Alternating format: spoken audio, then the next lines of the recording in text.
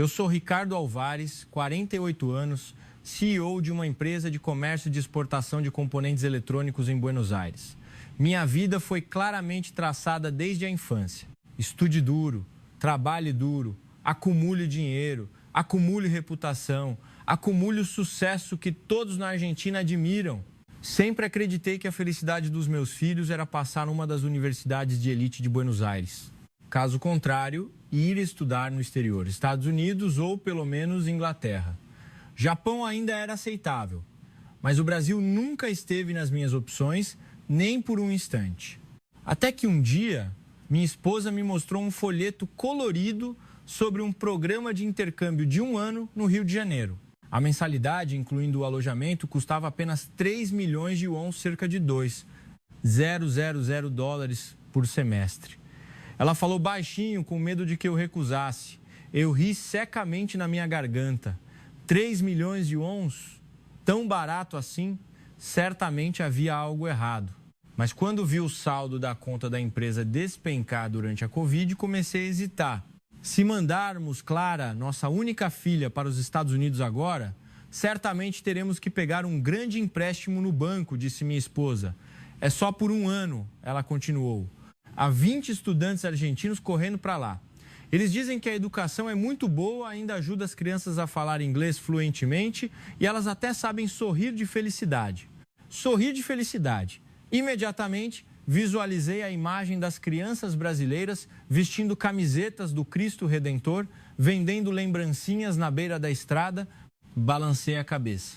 Não, por que eu mandaria minha filha para aprender a sorrir para vender coisas?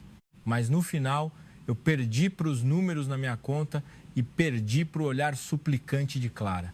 Eu quero tentar, pai. Estou realmente muito cansada de estudar para o vestibular aqui. Assinei o formulário de inscrição com a sensação de estar jogando minha filha em um poço de lama suja. No dia em que levei Clara para o avião no Aeroporto Internacional de Ezeiza, ainda falei com a avó severa. Lembre-se, é só 1 ano. Quando voltar, você tem que passar numa universidade argentina. Se não estudar direito, eu a trago de volta imediatamente. Clara sorriu levemente e curvou a cabeça. Sim, pai. Eu não sabia que aquela seria a última frase que diria a minha filha no tom de um pai argentino tradicional. 3 dias depois, recebi uma mensagem no WhatsApp de Clara, a primeira desde que ela chegou ao Rio de Janeiro. Pai, aqui não é nada como pensamos. Eu franzi a testa. O que você quer dizer? Ela me enviou uma foto. Na foto, alunos e alunas de uniforme branco estavam em fila em frente ao mastro da bandeira, mas todos estavam sorrindo radiantemente, mostrando os dentes brancos como se estivessem gravando um comercial. Abaixo da foto estava uma legenda curta. Aqui nós realmente começamos o dia sorrindo uns para os outros, e não é porque há câmeras. Eu ri com escárnio e digitei a resposta. Não se deixe enganar, minha filha. Concentre-se nos estudos. Mas no meu coração, comecei a sentir algo estranho. Na primeira semana, eu mal dormi. Todas as noites eu tinha que checar a câmera de segurança do dormitório que instalei. Contratei uma empresa argentina para instalar antes de Clara ir. A imagem que vi foi a minha filha voltando para o dormitório quase à meia-noite todos os dias, mas não para passear. Ela estava sentada lendo com amigos no pátio do prédio. Havia crianças brasileiras, chinesas e até vietnamitas sentadas em círculo, parecendo muito felizes. Comecei a ficar irritado. Por que não volta para o quarto para estudar diligentemente como na Argentina? Mas o que realmente me chocou foi o dia em que Clara fez uma videochamada. O rosto dela estava radiante, completamente diferente, sem as olheiras de quando ela estava estudando para a universidade em Buenos Aires. Pai, eu amo estar aqui, ela disse com a voz alegre. Os professores nunca nos repreendem, nunca levantam a voz, mas eu quero estudar mais do que antes. Eu quase pulei na tela. Não diga bobagem, certamente há algo errado. Mas no fundo do meu coração comecei a sentir uma pequena rachadura na parede de crenças que construí durante toda a minha vida. E foi naquela noite que a mensagem de Clara tocou novamente. Pai, amanhã tenho que ir para a escola às 5 da manhã, mas estou muito animada, porque amanhã é o primeiro dia que terei a aula de Ciência da Felicidade. Ciência da Felicidade? Eu li e senti como se tivesse levado um choque. Que matéria diabólica é essa? Este país enlouqueceu? Eu não sabia que aquela matéria estava prestes a se tornar o ponto de partida que faria o muro no meu coração desmoronar completamente. Na manhã seguinte, acordei às 4 da manhã, horário do Rio de Janeiro, para esperar e olhar a câmera de segurança do dormitório de Clara. A imagem que vi quase me fez cair no chão. Minha filha estava em frente ao dormitório às 5h30 da manhã, com quase 100 outros alunos, todos bem vestidos, com mochilas nas costas. Mas o que eu nunca tinha visto na Argentina era que todos estavam sorrindo e acenando uns para os outros, como se tivessem acabado de reencontrar seus melhores amigos depois de muitos anos. Então, de repente, todos pararam, colocaram suas mochilas ao lado, ficaram de pé e uniram as mãos na frente do peito. O hino nacional brasileiro soou suavemente pelos alto-falantes da escola. Todos os alunos cantaram juntos. A voz clara se espalhou, me dando arrepios. Mas o que me deixou paralisado foi que, após o hino nacional, eles não se dispersaram imediatamente. Eles se viraram um para o outro e começaram a dizer a saudação matinal que eu nunca tinha ouvido antes. Bom dia, que você tenha um dia maravilhoso. Todos os alunos disseram ao mesmo tempo e se curvaram uns aos outros com sinceridade, saudando a todos, conhecidos ou não. Pisquei os olhos com força algumas vezes. Isto é uma escola ou um campo religioso? Clara se virou e sorriu para a câmera de segurança, como se soubesse que eu estava observando, e depois se curvou levemente para a câmera antes de seguir seus amigos para a escola. Eu me ajoelhei e me sentei no chão do meu escritório em Buenos Aires. As lágrimas escorreram sem que eu percebesse. Chorei de raiva ou de quê? Eu mesmo não sabia. Naquela tarde, recebi um e-mail da escola de Clara com um cronograma semanal. Abri para ver e quase joguei o telefone fora. Segunda-feira, matemática, arte terapêutica. Terça-feira, ciências, roda de samba e capoeira. Quarta-feira, inglês, horticultura orgânica. Quinta-feira, sociologia, culinária comunitária. Sexta-feira, ciência da felicidade, esportes pela alegria. Sem exames, sem competição. Ciência da felicidade novamente. Liguei para Clara assim que ela saiu da escola. O que é essa matéria, ciência da felicidade? Clara riu levemente. Pai, hoje a professora nos fez sentar em círculo e contar a coisa que mais tememos na vida. Eu fiquei em silêncio. Eu contei que tenho medo de não passar, de você me repreender, de não entrar numa boa universidade. Todos os meus amigos também contaram seus próprios medos. Então a professora disse que o medo não é um inimigo, mas um professor.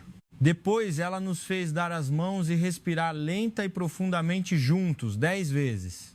Eu segurei o telefone com tanta força que meus dedos ficaram brancos.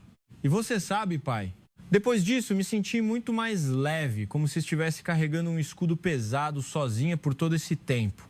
Mas na verdade não precisava carregá-lo sozinha. Eu não consegui dizer nada, apenas engoli em seco. Naquela noite abri o grupo de WhatsApp dos pais argentinos que haviam enviado seus filhos para a mesma escola. Todos postavam as mesmas fotos e mensagens. Meu filho riu o dia todo. Meu filho ligou para casa dizendo que nunca esteve tão feliz. Minha filha disse que não tem mais medo de exames. Desliguei o telefone e olhei a chuva fina pela janela do meu apartamento em Puerto Madero. Comecei a sentir que era o único louco no mundo que ainda acreditava que o sofrimento era o caminho mais rápido para o sucesso. Naquela noite, sonhei que estava em frente ao portão da escola de Clara. Todos os alunos se viraram para mim e disseram em uníssono: Bom dia, que você tenha um dia maravilhoso. Acordei assustado às 3 da manhã, com o coração palpitando, abri o computador e digitei as palavras-chave Ciência da Felicidade Brasil no Google. A tela se encheu de pesquisas de universidades de ponta em todo o mundo dizendo que os países com os mais altos índices de felicidade geralmente tinham as mais baixas taxas de suicídio adolescente. Eu li e chorava. Li em um site escrito por um psicólogo argentino que também havia enviado seu filho para estudar lá. Ele escreveu: Eu costumava pensar que a felicidade era a recompensa depois de alcançar o sucesso. Mas aqui, eles me ensinaram que o verdadeiro sucesso é o meu filho ainda querer viver amanhã. Desliguei o computador e sentei abraçando meus joelhos no escuro por um longo tempo. Na manhã seguinte, fiz algo que nunca pensei que faria na vida. Reservei o voo mais urgente para o Rio de Janeiro. Eu iria lá para ver o que o país que eu sempre desprezei durante toda a minha vida havia feito com a minha filha. O avião pousou no Aeroporto Internacional Tom Jobim Galeão às 5h30 da manhã. Saí do portão de passageiros, parecendo alguém que acabara de acordar de um longo pesadelo de 18 horas. Mas a primeira coisa que me atingiu não foi o calor úmido que eu esperava, mas o sorriso de um funcionário da imigração. Ele me disse em espanhol claro: "Olá, pai de Clara, bem-vindo ao Brasil." Eu parei. O funcionário teve que tocar levemente no meu ombro. Este caminho há uma faixa prioritária para pais de alunos de intercâmbio. Eu segui em confusão até a área de coleta de bagagem. Havia um cartaz escrito à mão: "Bem-vindo, pai Ricardo Alvares, da família Clara." Abaixo do nome, havia desenhos do Pão de Açúcar e corações amarelos por toda parte. Fiquei parado lá por um longo tempo, até que um funcionário empurrando um carrinho de bagagem tocou meu braço. "Senhor, esta é a sua mala, não é?" Ele sorriu alegremente, mostrando os dentes brancos. Eu balancei a cabeça automaticamente e o segui para fora, sem saber que estava sorrindo involuntariamente em resposta. O táxi que eu havia chamado estava esperando.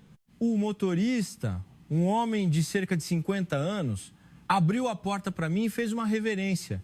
"O senhor vai para a Escola Internacional do Rio de Janeiro, não é?" "Eu sei o atalho. Garanto que não haverá trânsito." No caminho, ele me perguntou em português misturado com espanhol: "O senhor está cansado? Quer que eu coloque música argentina para o senhor ouvir?" Então ele ligou o K-pop do Blackpink suavemente, sem esperar por uma resposta. Olhei pela janela. O Rio de Janeiro, pouco depois das 6 da manhã, estava terrivelmente lotado, como eu tinha ouvido.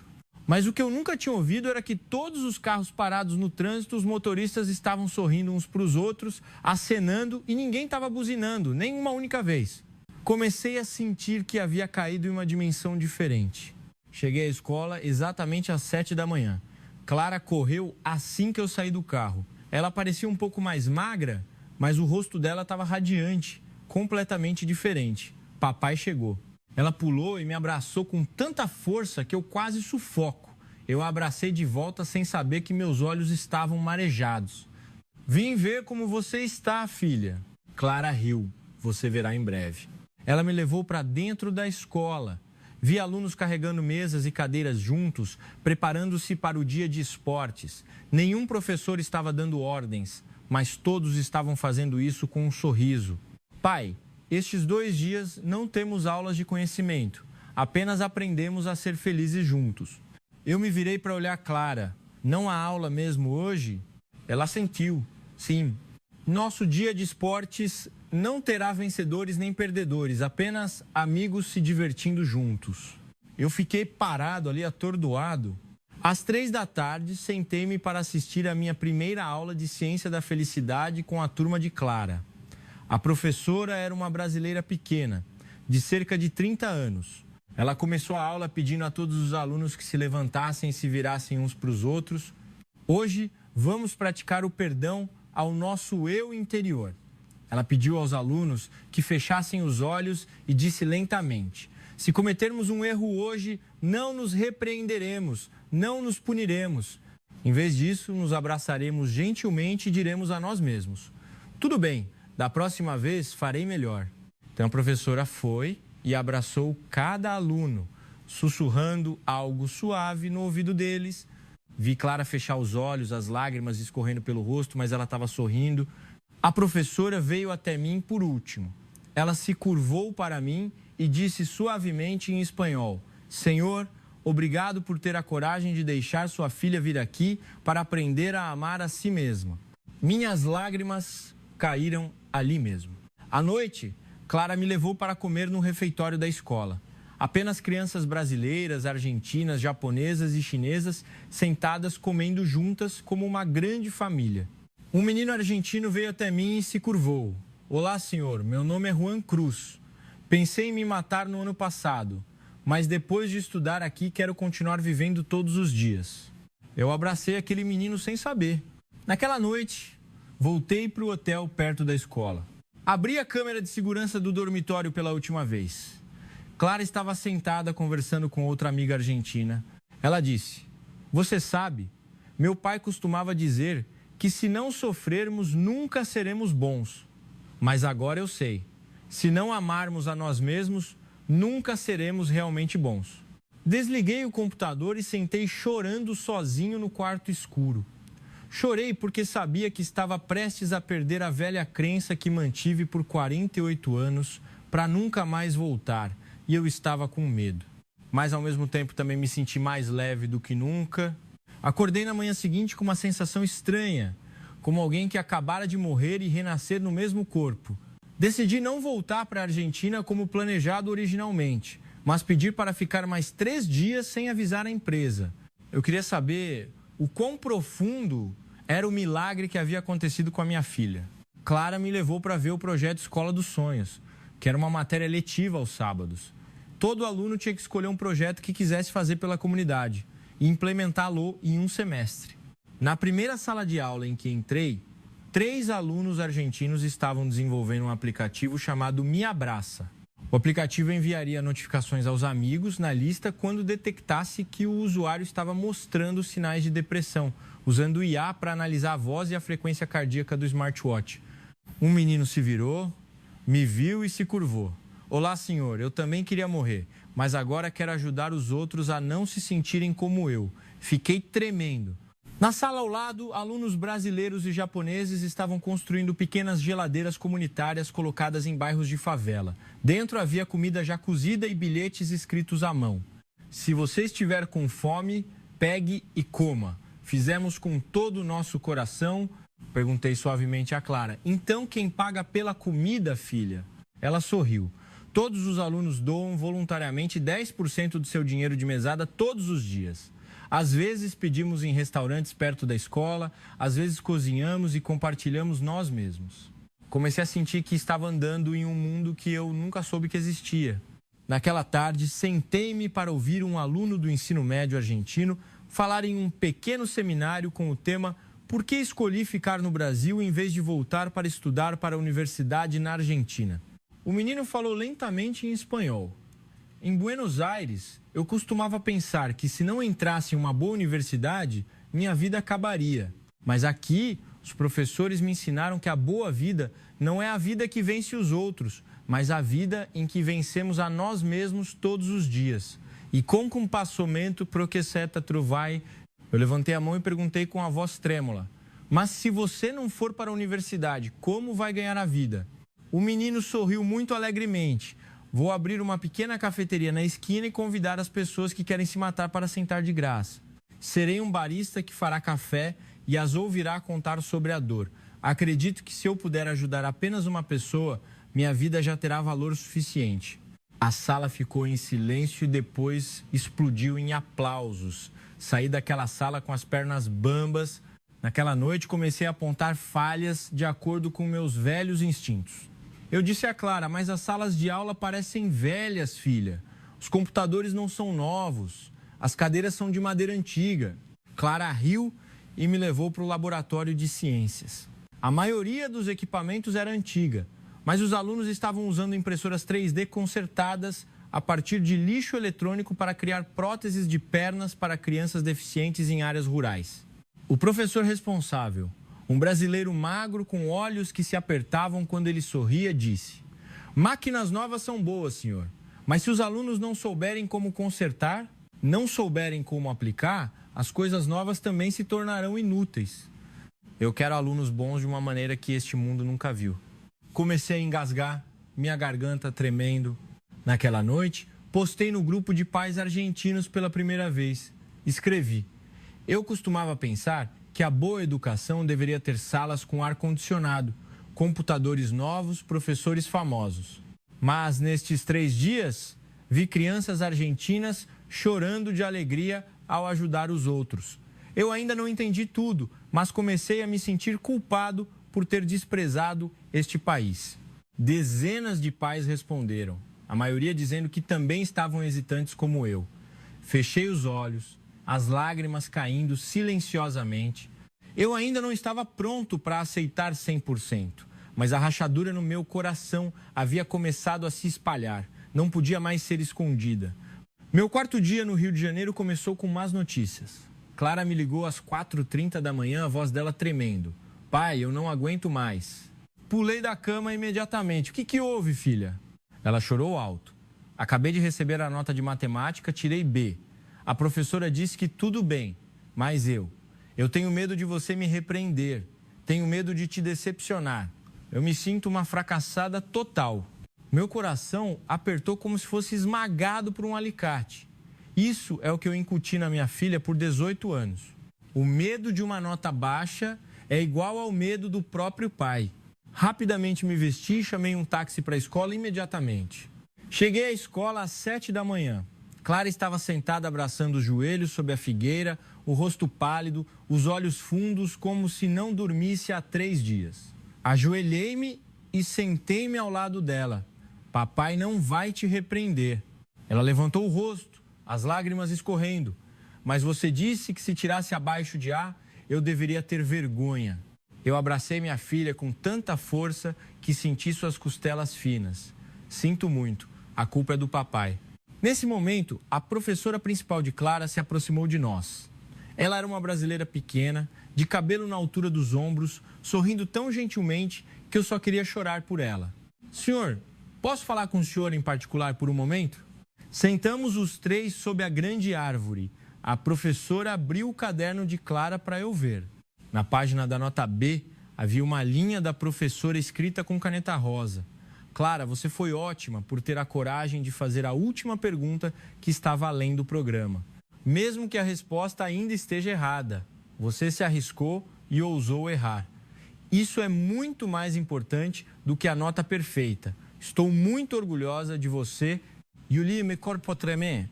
A professora continuou suavemente. Em nossa escola não há alunos que falham, senhor. Há apenas alunos aprendendo a se levantar depois de cair. Se Clara chora de medo do pai hoje, juntos nós a ajudaremos a chorar de alegria amanhã. Baixei o rosto, as lágrimas pingando no chão. Naquela tarde, a professora organizou um círculo especial de verdade para Clara. 30 alunos da classe sentaram-se em círculo. Clara sentou-se no meio, cada aluno se virou e disse uma frase sobre Clara. Eu gosto de quando você me ajuda com minha lição de português, mesmo que você ainda não seja boa. Eu gosto de quando você dança música argentina no dia de esportes. Você me fez ter coragem de dançar música brasileira também. Eu gosto de quando você chora e sorri para mim ao mesmo tempo. Eu te acho muito forte. Até o último aluno argentino disse: Clara, obrigado por me ajudar a saber que tirar um B não significa que sou inútil. Vou voltar e dizer aos meus pais do jeito que você me disse. Clara chorou muito, mas desta vez eram lágrimas de alívio. Fiquei observando de fora do círculo, as lágrimas correndo sem parar. À noite, a professora me convidou para a sala de aconselhamento. Ela me mostrou um gráfico. Esta é a taxa de depressão e estresse de alunos argentinos que vêm estudar aqui, senhor. O primeiro mês é muito alto, quase igual aos alunos em Buenos Aires. Mas depois de 3 meses, cai para apenas 8%. E os alunos que voltaram e optaram por não tentar as universidades de elite, sobem para 42%. E todos eles dizem a mesma coisa. Eu quero continuar vivendo. Perguntei com a voz trêmula. E o que essas crianças fizeram depois? A professora sorriu. Alguns abriram cafés para pessoas que querem desabafar. Alguns foram trabalhar como professores em áreas rurais. Alguns continuaram estudando psicologia para ajudar a próxima geração de jovens argentinos. Todos estão felizes e todos são bem-sucedidos à sua maneira. Eu baixei o rosto. Eu disse, tenho medo de que se ela não estudar muito, não terá futuro. A professora gentilmente pegou minha mão. Senhor, um futuro construído sobre o sofrimento certamente entrará em colapso um dia. Mas se o futuro for construído sobre o amor próprio, ele durará para sempre. Naquela noite, abracei Clara, que estava dormindo em meus braços. Sussurrei em seu ouvido pela primeira vez na minha vida. Papai está orgulhoso de você. Não importa qual seja a sua nota.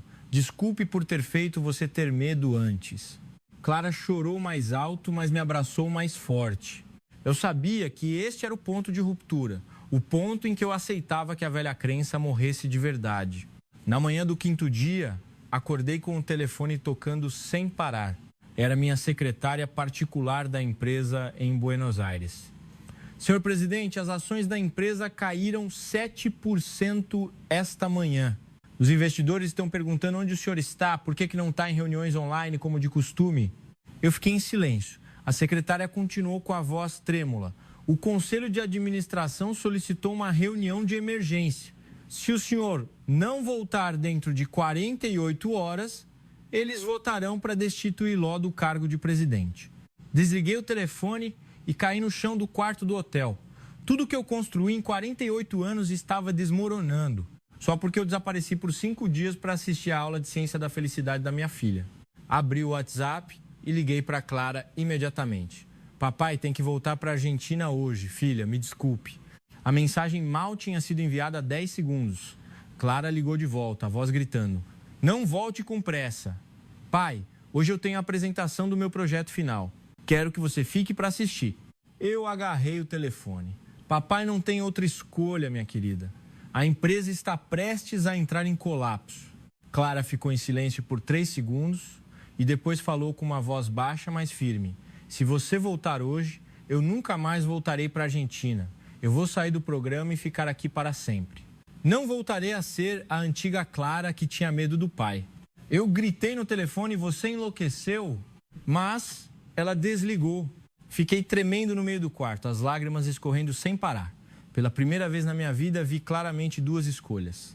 Escolha 1, voltar para Buenos Aires hoje, salvar a empresa, manter o cargo, o dinheiro, a reputação, mas perder minha filha para sempre. Escolha 2, ficar mais 6 horas, assistir à apresentação da minha filha, mas perder tudo o que construí. Ajoelhei-me e segurei minha cabeça por um longo tempo. Então fiz o que nunca pensei que teria coragem de fazer. Liguei para minha secretária. Eu disse ao conselho de administração que estava renunciando. A secretária ficou tão chocada que não conseguiu falar. Senhor presidente, o senhor está brincando? Eu sorri em meio às lágrimas. Não estou brincando. Vou enviar o e-mail de renúncia agora. Deixe-os encontrar outra pessoa. Eu tenho algo muito mais importante para fazer. Cliquei no botão enviar o e-mail de renúncia de verdade e desliguei o celular. Saí do hotel de mãos vazias. Cheguei à escola exatamente às 10 da manhã. Clara estava esperando na frente da sala de reuniões, pálida por pensar que eu não viria. Eu me curvei levemente para ela. Papai chegou, minha filha. Ela pulou e me abraçou, chorando alto. A apresentação começou às 11 horas. O tema de Clara era o projeto Cafeteria para Pessoas que Querem Desabafar. Ela subiu ao palco em seu uniforme branco impecável e começou a falar em português fluentemente, o que me surpreendeu. Olá a todos. Eu costumava ser uma estudante argentina com tanto medo de tirar um B que queria morrer. Hoje, vou abrir uma pequena cafeteria chamada Tudo Bem Café. Qualquer pessoa que se sinta um fracasso, que queira morrer ou não tenha para onde ir, pode entrar e sentar de graça, tomar café de graça e chorar de graça. Eu serei uma barista que ouvirá todos contarem sobre sua dor, porque eu já estive lá. Ela pegou o modelo da cafeteria feito de madeira e papelão e disse a última frase com a voz trêmula, mas resoluta. Eu não voltarei a ser a criança que tinha medo do pai. Eu serei a criança que ama a si mesma e ama os outros o suficiente para ajudá-los a não ter medo como eu tive. A sala ficou em silêncio por 3 segundos e depois explodiu em aplausos e soluços. Professores, alunos, pais brasileiros e estrangeiros se levantaram aplaudindo Clara sem parar. Eu estava na última fila, as lágrimas escorriam sem parar, mas desta vez eram lágrimas do maior orgulho da minha vida. Após a apresentação, Clara correu até mim.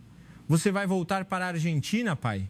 Eu a abracei e disse com a voz trêmula. Eu vou ficar aqui com você. Vamos abrir a cafeteria juntos. Clara chorou em meus braços. Eu sabia que este era o auge da crise e eu havia escolhido certo. Minha empresa poderia entrar em colapso, mas minha família acabara de começar a renascer. 6 meses se passaram rapidamente. Clara e eu realmente abrimos uma pequena cafeteria chamada Tudo Bem Café em um beco estreito perto de sua antiga escola. O café era uma casa colonial antiga de 2 andares que comprei da ex-proprietária. O andar de baixo era o balcão de café com mesas de madeira e cadeiras de vime. O andar de cima era a sala de chorar, coberta com tapetes macios, com caixas de lenços em todos os cantos. A placa na frente do café, escrita à mão por Clara, dizia: quem estiver se sentindo mal hoje, entre e sente-se de graça. Um café grátis. Se quiser chorar, temos ombros para emprestar. No primeiro dia de abertura, mais de 10 alunos argentinos estavam esperando a partir das 6 da manhã. Todos eram crianças que haviam estudado intensamente, que haviam pensado em se matar. Fiquei fazendo um latte quente para o primeiro menino. Ele bebeu e chorou, dizendo: obrigado, tio, por me fazer saber que realmente está tudo bem. Eu sorri meio às lágrimas. 2 meses depois, nosso café começou a ficar famoso na comunidade de estudantes argentinos que estudavam no Rio de Janeiro. Houve notícias na mídia argentina de que o ex-CEO da empresa de exportação havia renunciado para abrir um café para ajudar crianças que queriam desabafar no Brasil. Eu nunca me arrependi, nem por um segundo. Hoje é sábado. O café está cheio de alunos e pais. Estou fazendo café quando, de repente, um homem argentino de cerca de 50 anos entra, o rosto muito familiar. Ele é Martim Torres, meu colega de faculdade, agora vice-presidente de um grande grupo industrial. Ele me olhou e suspirou. Álvares, você realmente enlouqueceu. Eu sorri e me curvei. Olá, Martim. Sente-se para um café, sim? É grátis para um velho amigo. Ele se sentou e disse suavemente: minha filha acabou de dizer que não fará mais o vestibular argentino. Ela disse que quer vir te ajudar a abrir a 2ª filial. Eu ri até chorar. Ele perguntou novamente: você não se arrepende da empresa? Entreguei-lhe o café que acabara de fazer e disse lentamente: você já ouviu falar que a Argentina tem a maior taxa de suicídio infantil no mundo devido ao estresse? Mas aqui eu ajudo 10 crianças todos os dias. Troquei uma empresa por 10 vidas de crianças todos os dias. Acho que o lucro foi enorme. Martim ficou em silêncio por um longo tempo. Depois tomou um gole de café e disse suavemente: vou mandar minha filha para te ajudar amanhã. Eu me curvei para ele novamente. Naquela noite, Clara e eu sentamos no terraço do café, observando o pôr do sol laranja e dourado refletir na Baía de Guanabara. Clara disse suavemente: pai, eu costumava pensar que sucesso era te dar orgulho, mas agora eu sei. O verdadeiro sucesso é você poder sorrir todos os dias assim.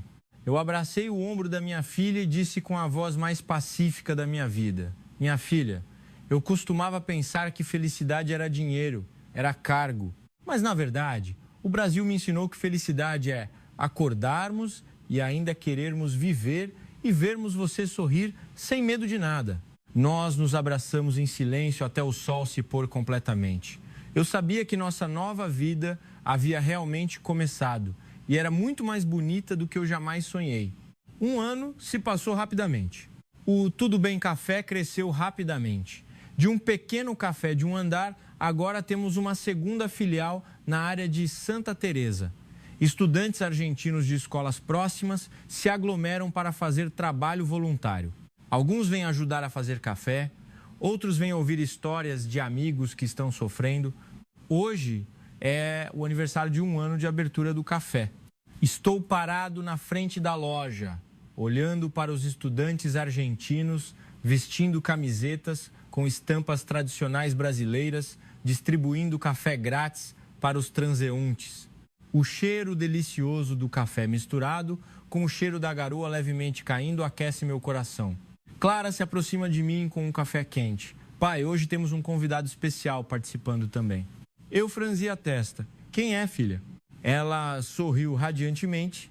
Martim Torres, com a filha dele. Eu me virei, olhei e ri suavemente. Martim estava lá com sua filha de 18 anos, o rosto fresco, completamente diferente, não mais a criança estressada com os exames. Martim se curvou para mim. Álvares, obrigado por abrir o caminho para minha filha. Ela parou de estudar para o vestibular e veio ajudar seu café. Eu me curvei de volta, muito prazer em recebê-lo. Vamos ajudar as crianças argentinas a se libertarem do sofrimento juntos. A filha dele se aproximou de Clara e as duas se abraçaram com força. Elas sussurraram algo e riram alto. Naquela noite, depois de fechar o café, Clara e eu sentamos conversando sob o luar. O som do trânsito distante ecoava suavemente, mas em nosso café estávamos em paz. Clara disse suavemente: pai, estou feliz por você ter escolhido ficar aqui. Eu sei que você perdeu muitas coisas. Eu segurei a mão da minha filha e disse lentamente: minha filha, eu não perdi nada. Eu recuperei meu coração, que costumava ser de pedra. Ela olhou para mim, os olhos marejados. Você sabia, pai? Hoje um menino argentino veio e me disse que depois de vir ajudar no café, ele nunca mais pensou em querer morrer. Eu sorri em meio às lágrimas. É por isso que o papai ficou, minha querida. Não apenas para ajudar as crianças argentinas, mas para ajudar as crianças de todas as nações a saberem que a vida vale mais do que elas pensam. Naquela noite, recebi um e-mail do conselho de administração da minha antiga empresa. Eles me convidaram a voltar para negociar a recompra da empresa, mas eu apenas respondi com uma frase: obrigado, mas já encontrei um trabalho mais importante. Na manhã seguinte, Clara e eu fomos ao mosteiro de São Bento, perto do café. Acendemos 3 incensos, o cheiro suave da fumaça misturado com o aroma de jasmim. Juntei as mãos para rezar e sussurrei no meu coração: obrigado, Brasil, por me permitir renascer. Clara, ao meu lado, também juntou as mãos e se virou para sorrir para mim. Aquele sorriso era o meu maior orgulho na vida. Eu sabia que esta jornada não era apenas sobre mudar de país, mas sobre mudar de coração. E um coração que mudou nunca mais voltará a ser o mesmo. 2 anos se passaram. Hoje é o primeiro sábado de dezembro. O Tudo Bem Café tem um total de 6 filiais no Rio de Janeiro, São Paulo, Brasília e uma filial em Buenos Aires. Estou parado na frente da filial de Buenos Aires, a filial que Clara e eu abrimos com todas as economias restantes. A placa na frente da loja está escrita em 2 idiomas: Tudo Bem Café e Todo Bien Café. Centenas de estudantes argentinos fazem fila a partir das 6 da manhã. Alguns seguram cartazes que dizem: obrigado por me manter na vida. Clara está ao meu lado. Hoje ela tem 20 anos, cabelo na altura dos ombros, vestida de forma simples como sempre.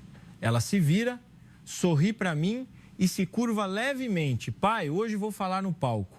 Eu assenti, com os olhos marejados. No pequeno palco, em frente à filial de Buenos Aires, repórteres argentinos, brasileiros e centenas de pais vieram assistir. Clara subiu ao palco em seu velho uniforme branco que usou na primeira apresentação. Ela pegou o microfone e falou em espanhol claro e forte. Olá a todos, eu sou Clara Alvares. 2 anos atrás, eu era uma estudante argentina com tanto medo de tirar um B que queria morrer. Hoje, estou aqui para dizer a todos que o verdadeiro sucesso não é passar em uma universidade de elite, mas é acordarmos e ainda querermos viver. Eu e meu pai costumávamos pensar que o amor era forçar nossos filhos a serem bons. Mas o Brasil nos ensinou que o verdadeiro amor é permitir que nossos filhos sejam eles mesmos. Hoje, nosso café não vende café, vende esperança para todas as crianças que pensaram que eram inúteis. Ela parou por um momento e depois se curvou para todos muito lentamente. Obrigado, Brasil. Obrigado por permitir que meu pai e eu renascêssemos e obrigado a todos por ajudarem o Tudo Bem a se tornar uma frase que ecoa em todo o mundo. O aplauso ecoou pela rua. Fiquei olhando para minha filha, as lágrimas correndo sem parar. Mas desta vez não eram lágrimas de arrependimento. Eram as lágrimas de alguém que havia morrido, mas renasceu na terra que ele costumava desprezar. Após o evento, Clara e eu entramos no café. Um menino argentino correu até mim e se curvou. Obrigado, tio, por me manter na vida até hoje.